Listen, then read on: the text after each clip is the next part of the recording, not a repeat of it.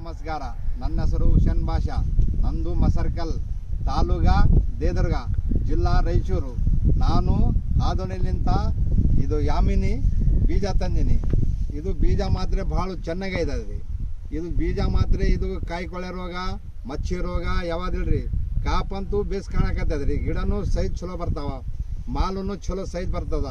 ಇದು ಬೀಜ ಮಾತ್ರ ಸ್ವಲ್ಪ ನನಗೆ ಚೆನ್ನಾಗಿ ಕಾಣ್ತದೆ ರೀ.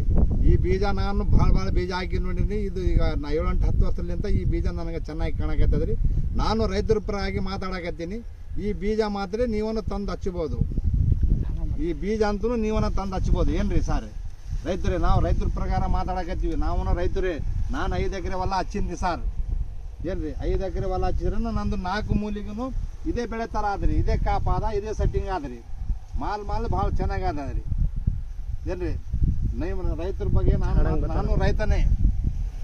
ನಾನೇನು ಇಲ್ಲ, ನಾನು ರೈತ. ನಾನು ತಂದು ಹಚ್ಚಿದ್ದನೇ.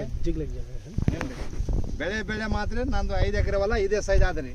ಮಾಲೂ ಸೈಜ್ ಆದ್ರಿ. ಮಾಲೂ ಬೆಳೆನೂ ಚೆನ್ನಾಗಿ ಆಯ್ತದ್ರಿ. ರೋಗನೂ ಕಮ್ಮಿ ಕಾಣ್ತದ್ರಿ. ರೋಗ ಅಂತೂ ಇಲ್ಲ, ಭಾಳ ರೋಗ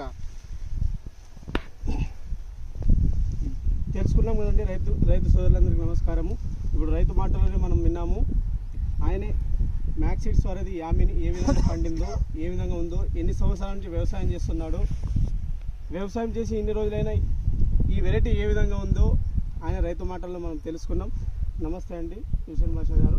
ఇంకోటి, ఈ పంట గురించి రోగ గురించి చెప్పలేదండి మీరు.